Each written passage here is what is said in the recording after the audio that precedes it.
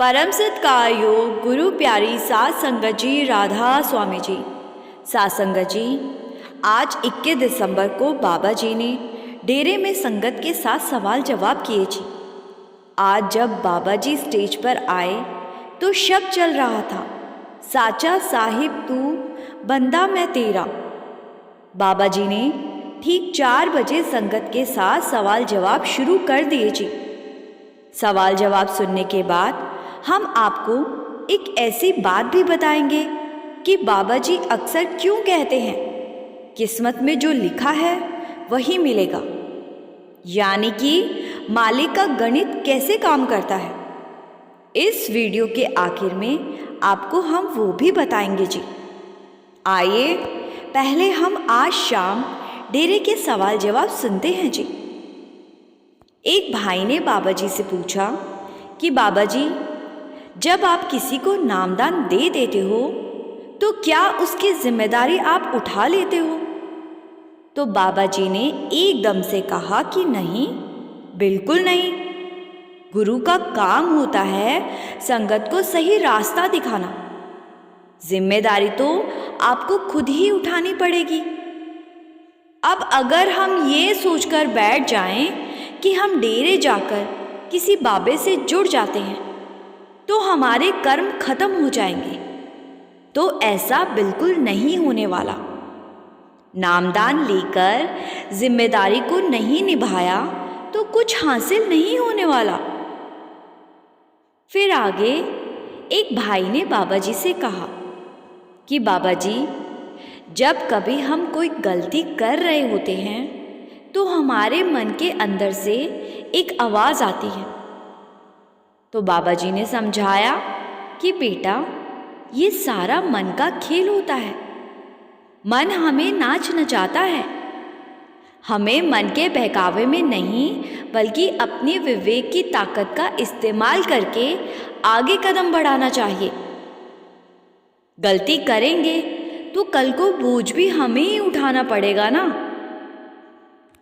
फिर आगे एक भाई ने बाबा जी से पूछा कि बाबा जी, 84 लाख जोनियों के बाद इंसान को ये जामा मिला है, लेकिन फिर भी इंसान दूसरे कामों में उलझा रहता है और मालिक के लिए किसी के पास टाइम ही नहीं है।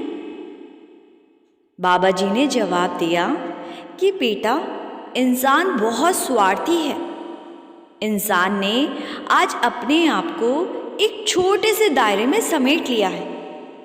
इंसान ये भूल गया है कि वो आज जैसे कर्म कर रहा है उन सब का हिसाब भी इंसान को ही देना पड़ेगा। फिर आगे एक बीबी कहने लगी कि बाबा जी, आपका दिया हुआ मेरे पास सब कुछ है, मुझे किसी चीज़ की अब ज़रूरत नहीं है। तो बाबा जी ने इस बीबी को कहा कि बेटा, देने वाला तो मालिक है, मालिक का शुक्र करो। और बाबा जी ने हल्की सी स्माइल कर दी। फिर एक बीबी बाबा जी से पूछने लगी कि बाबा जी, दुनिया में बहुत से ऐसे रीति रिवाज है जो हमें करने पड़ते हैं, जबकि हम तो एक सत्संगी हैं, लेकिन फिर भी लोगों के कहने पर हमें करने पड़ते हैं, जैसे किसी का श्राद्ध करना या ऐसा ही कोई और काम। बाबा जी ने इस बीबी को समझाया कि बेटा, पुराने समय में ये रीति रिवाज इसीलिए बनाए गए थे क्योंकि किसी के चले जाने पर हम दुखी हो जाते थे और हमारा ध्यान दूसरी तरफ जा सके, इसीलिए ये रीति रिवाज शुरू किए गए थे। अब अगर हम इन रीतों से ये सोचकर बैठ जाएं कि जो यहाँ से चला गया है उसको मुक्ति मिल जाएगी, तो ये हमारी भूल है। जो करना है वो जीते जी ही करना पड़ता है। यहाँ से जाने के बाद कुछ नहीं हो सकता। फिर आगे एक लड़की बाबा जी से कहने लगी कि बाबा जी, जब हम किसी को अपने बहुत करीब समझते हैं और बहुत खास समझते हैं तो वही इंसान एक दिन हमें ये कह देता है कि तूने मेरे लिए किया ही क्या है। तो बाबा जी ने इस लड़की को समझाया कि बेटा, हमें गिनती में नहीं लाना, परख नहीं करनी, हमें अपनी तरफ से ना किसी का बुरा करना है और ना बुरा सोचना है। फिर ये लड़की कहने लगी कि बाबा जी, मुझसे बहुत गलतियां हुई हैं। तो बाबा जी ने समझाया कि बेटा, गलती सबसे होती है, समझदारी उसी में है अगर हम गलती से सीखकर उसको दोहराएंगे नहीं। फिर आगे एक भाई ने बाबा जी से कहा कि बाबा जी, आपसे मौका नहीं मिलता बात करने का, आपसे बेनती है कि आप कभी दूर मत होना। तो बाबा जी ने कहा कि बेटा, इस संसार में ऐसा भी कोई बाबा है जो सदा के लिए यहाँ रह गया हो। बड़े बड़े महापुरुष हमारे दरमियान आए और अपनी जिम्मेदारी निभाकर वापस चले गए। फिर यही भाई कहने लगा कि बाबा जी, सब कहते हैं कि गुरु एक पल में अपनी संगत को तार सकते हैं, तो आप भी हमें तार दो। बाबा जी ने हंसते हुए कहा, शाबाश बेटा, सारा कुछ बाबा ही करे, तुम ना कुछ करना। बाबा जी ने इस भाई को समझाया कि बेटा, तेरे हिस्से की रोटी मैं खा लूँगा तो तेरी भूख मिट जाएगी। तो इस भाई ने ना में सिर हिला दिया। बाबा जी ने समझाया कि बेटा, जिम्मेदारी तो खुद ही उठानी पड़ेगी, तभी यहाँ से पार लग पाएंगे। बाबा जी ने समझाया कि मालिक ने जो नियम बनाया है, संत महात्मा उन नियमों को तोड़ने के लिए नहीं आते। संतों का काम होता है हमें मालिक के भाने में रहना सिखाना। फिर आगे एक भाई बाबा जी से कहने लगा कि बाबा जी, यहाँ जो टीवी लगे होते हैं, उन टीवी को हर जगह पर 2-2 लगवा दो। तो बाबा जी ने हैरानी के साथ कारण पूछा।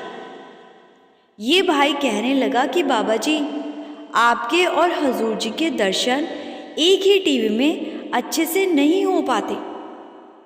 बाबा जी ने इस भाई को समझाया कि बेटा, गुरु का स्वरूप चाहे छोटा दिखे या बड़ा दिखे, इस बात से कोई फर्क नहीं पड़ता, हमें तो अपने दायरे को बड़ा करना है। अगला सवाल और उसका जवाब बहुत ही दिल को छू लेने वाला था जी। एक लड़का कहने लगा कि बाबा जी, सब कहते हैं जब हम मालिक के भाने में रहते हैं तो मालिक सूली का शूल कर देता है, तो आप मेरी बहन पर भी कृपा कर दो, वो बहुत दुखी है। बाबा जी ने कहा कि क्या वो मेरी बेटी नहीं है? तो लड़का कहने लगा कि बिल्कुल आप ही की बेटी है। तो बाबा जी ने कहा कि फिर भला कहने की क्या ज़रूरत है कि उस पर कृपा कर दो।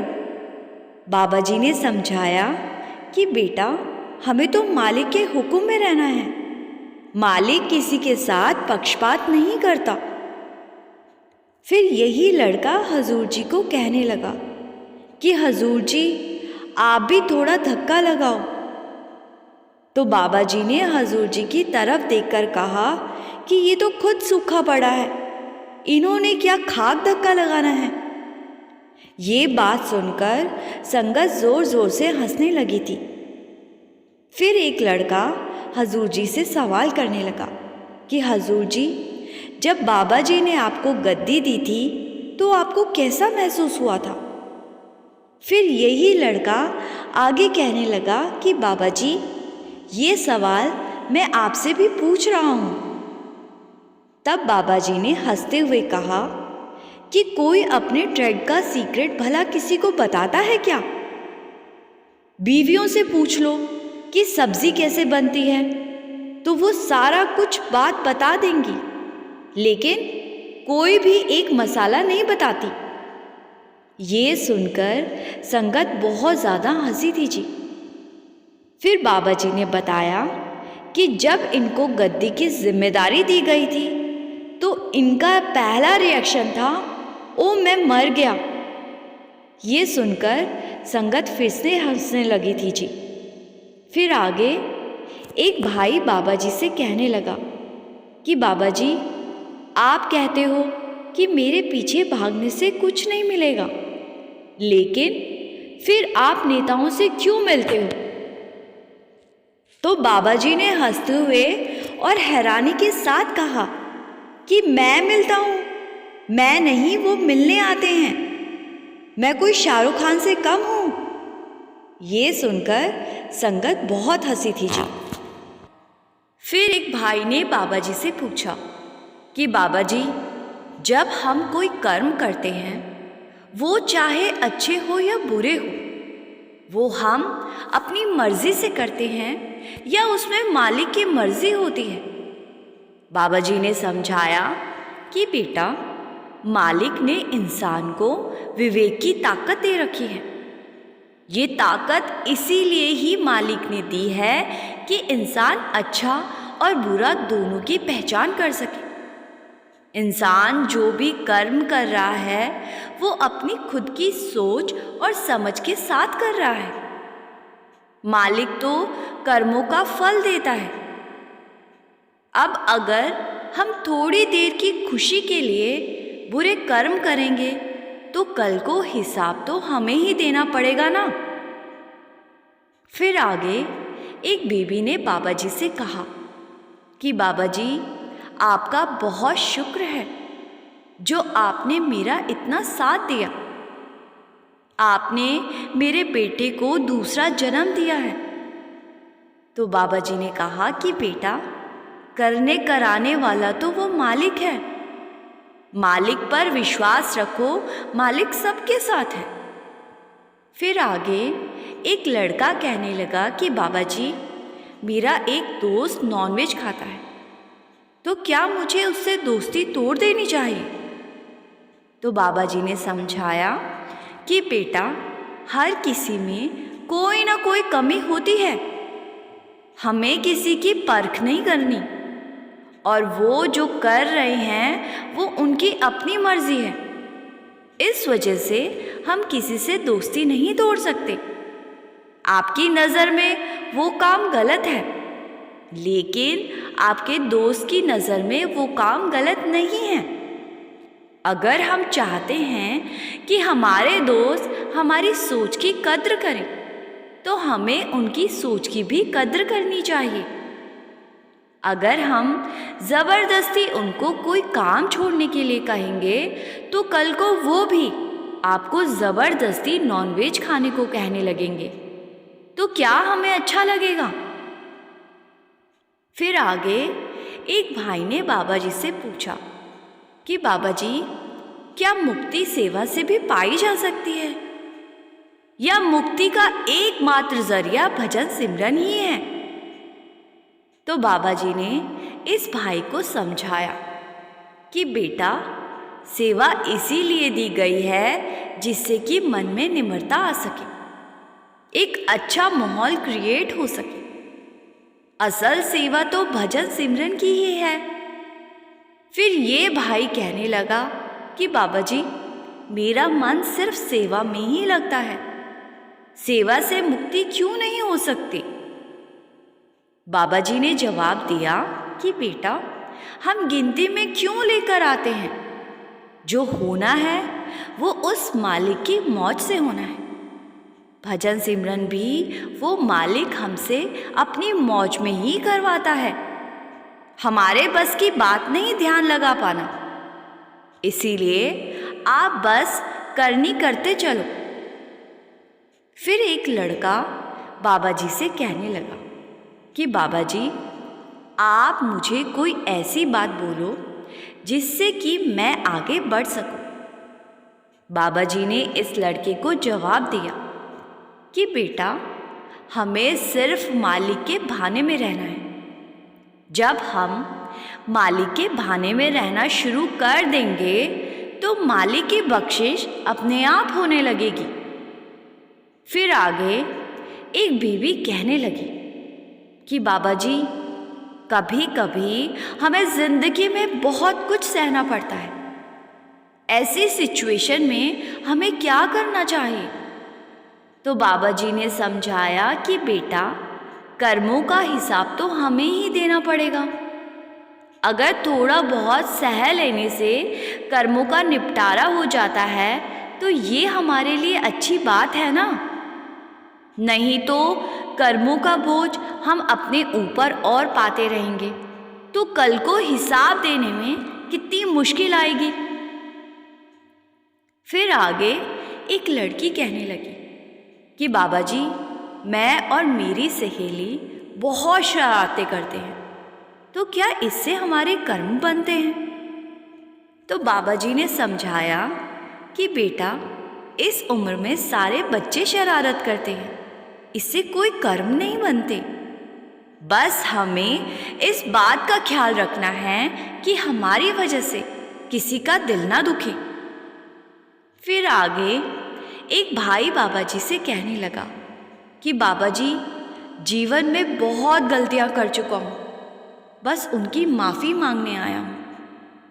तो बाबा जी ने इस भाई को समझाया कि बेटा, जो भी कदम हम उठाते हैं उससे कर्म बनते हैं और कर्मों का हिसाब तो अटल है। हिसाब तो सबको देना पड़ेगा। हम चाहे किसी के आगे भी माथे टेक लें, किसी महापुरुष के डेरे में चले जाएं, लेकिन जो कर्म हमसे हो चुके हैं उसका हिसाब दिए बिना उन कर्मों का बोझ हमारे ऊपर से कोई नहीं उतार सकता। इसीलिए मैं सबको कहता हूं कि सोच समझकर कदम को बढ़ाएं। फिर आगे एक भाई ने बाबा जी से पूछा कि बाबा जी, आप अक्सर कहते हो कि जो किस्मत में लिखा होता है वो ज़रूर मिलता है। कभी कभी हमारी लाइफ में कोई आ जाता है और उसके आने के बाद हमें बहुत कुछ मिलने लगता है, तो क्या ये सब उसकी किस्मत के कारण हमें मिलने लगता है या हमारी अपनी किस्मत के कारण ऐसा होता है? तो बाबा जी ने इस भाई को समझाया कि बेटा, दूसरे की किस्मत का हमें कभी नहीं मिल सकता। किस्मत बनती है कर्मों के आधार पर, और जब कर्म कोई किसी दूसरे के ना ले सकता है और ना दे सकता है, तो फिर किस्मत किसी दूसरे की आपको कैसे मिल जाएगी? आपके कर्मों के कारण आपको मिल रहा है, किस्मत कभी नहीं बदल सकती। साथ संगत जी, ये आज शाम 4 बजे के सवाल जवाब थे जी।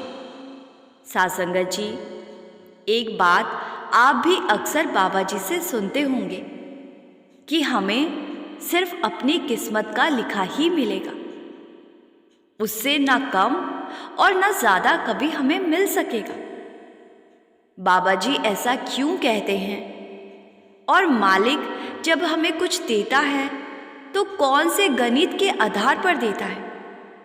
यानी कि मालिक का गणित कैसे काम करता है? आइए इस छोटी सी घटना से सुनते हैं जी।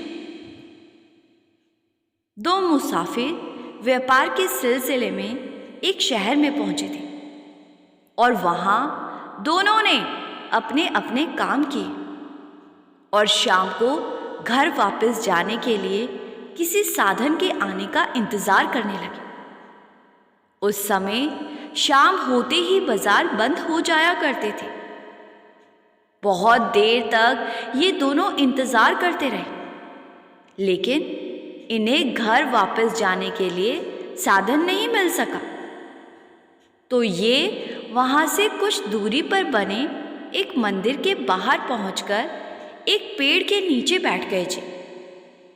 अब रात हो चुकी थी तो दोनों को भूख लगने लगी। जो पहले वाला मुसाफिर था उसके बैग में 6 सेब थे और दूसरे के बैग में 4 सेब थे। दोनों ने अपने अपने बैग से सारे सेब निकाले और उन 10 सेबों को आधा आधा बांट लिया। अभी खाने ही लगे थे कि वहां एक साधु आ गए और उन्होंने कहा कि बेटा, मुझे बहुत भूख लगी है। तो मुसाफिरों ने साधु महाराज को भी अपने साथ बिठा लिया। लेकिन अब समस्या ये आ रही थी, 10 सेबों को 3 लोगों में कैसे बांटा जाए। पहले वाले मुसाफिर ने कहा कि हम हर सेब के 3 टुकड़े कर लेते हैं और 10 सेबों के हिसाब से 30 टुकड़े हो जाएंगे। हम तीनों 10-10 टुकड़े आपस में बांट लेंगे। ये सुझाव सबको पसंद आया। उन्होंने अपने बैग में से एक चाकू निकाला और हर सेब को 3 भागों में काट लिया और 10-10 टुकड़े तीनों ने आपस में बांट लिए। जाते समय साधु महाराज कहने लगे कि बच्चों, मैं तुम्हारी देने की भावना से बहुत खुश हूँ, इसीलिए मैं तुम्हें कुछ देकर यहाँ से जाना चाहता हूँ। साधु ने अपने झोले में से 10 सोने के सिक्के निकाले और उन दोनों मुसाफिरों को दे दिए। ये देखकर मुसाफिर हैरान रह गए कि एक मामूली से साधु के पास सोने के सिक्के कहाँ से आए। पूछने पर साधु ने बताया कि वो यहाँ का राजा है और भेष बदलकर लोगों की परीक्षा लेता है। जो लोग दूसरों की मदद करते हैं वो इनको इनाम दे देता है। इतना कहकर साधु वहां से चला गया और अब इन 10 सिक्कों को इन दोनों मुसाफिरों ने आपस में बांटना था। तो दूसरा मुसाफिर कहने लगा कि भाई, मुझे तो बस 4 ही सिक्के दे दो, बाकी के 6 तुम रख लो, क्योंकि तुम्हारे पास 6 सेब थे और मेरे पास 4 सेब थे।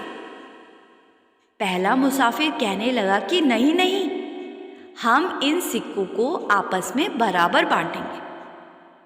इस बात को लेकर दोनों में हल्की सी बहस हो गई।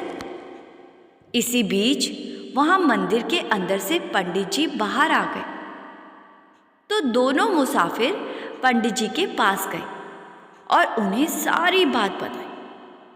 पंडित जी बहुत पहुंचे हुए थे और सारी बात सुनने के बाद 1 ही मिनट में बता दिया कि इन सिक्कों को दोनों मुसाफिरों में कैसा बांटा जाना चाहिए। पंडित जी बोले, जो पहला मुसाफिर है जिसके पास 6 सेब थे उसको मिलेंगे 8 सिक्के और दूसरे मुसाफिर को जिसके पास थे 4 सेब उसको मिलेंगे 2 सिक्के।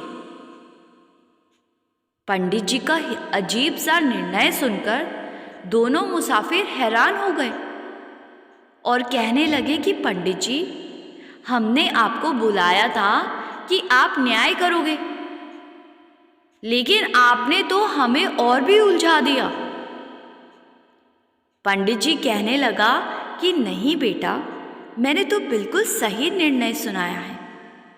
पंडित जी ने बताया कि पहले मुसाफिर के पास कुल 6 सेब थे और उन सेबों को जब 3 भागों में बांटा तो कुल 18 टुकड़े हुए। 18 टुकड़ों में से पहले मुसाफिर ने 10 टुकड़े तो खुद खाए और बाकी के 8 टुकड़े उस साधु को दे दिए और दूसरे मुसाफिर के पास कुल 4 सेब थे। 4 सेबों को जब 3 भागों में काटा तो कुल 12 टुकड़े हुए, जिसमें से 10 टुकड़े दूसरे मुसाफिर ने भी खुद खाए और बाकी के 2 टुकड़े साधु को दे दिए। इस हिसाब से दूसरे मुसाफिर को 2 सिक्के और पहले मुसाफिर को 8 सिक्के मिलने चाहिए।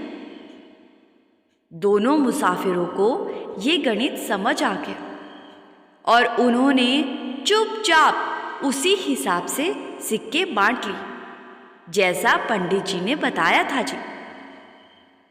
साध संगत जी, कुछ इस तरीके से काम करता है मालिक का गणित। मालिक के हिसाब में कभी पक्षपात नहीं होता। हम जितनी मदद दूसरे की करते हैं उतनी ही हमें लौटकर किसी ना किसी रूप में वापस मिलती है जी। अब हम सोच ले कि हमारे हिस्से की मदद तो कोई और कर दे, लेकिन वापस मिलने वाली मदद में हमें भी कुछ मिल जाए तो ऐसा कभी नहीं होता जी। ईश्वर के पास एक ऐसा कंप्यूटर है जो सबसे ज़्यादा आधुनिक है और ईश्वर के कंप्यूटर में कभी गलती हो ही नहीं सकती। और जो लोग दूसरों की मदद करके ढोल पीटते हैं, वीडियो बनाते हैं, उनको मदद के बदले वापसी में कुछ नहीं मिलता जी, क्योंकि उनके द्वारा की हुई मदद ईश्वर के कंप्यूटर में अपलोड तो होती है। लेकिन जब ऐसे लोग मदद करके खुद को दुनिया के आगे दानवीर दिखाना शुरू कर देते हैं तो ईश्वर के कंप्यूटर से उनकी की हुई मदद की फाइल डिलीट हो जाती है जी। इसीलिए संत महात्मा समझाते हैं कि किसी की मदद करो तो उसकी जानकारी सिर्फ उस मालिक के पास होनी चाहिए।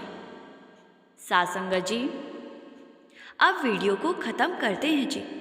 फिर मिलेंगे एक नए दिन में एक नए वीडियो के साथ जी। हम पूरी कोशिश करेंगे कि बाबा जी का होने वाला सत्संग भी आपके साथ शेयर कर सके जी।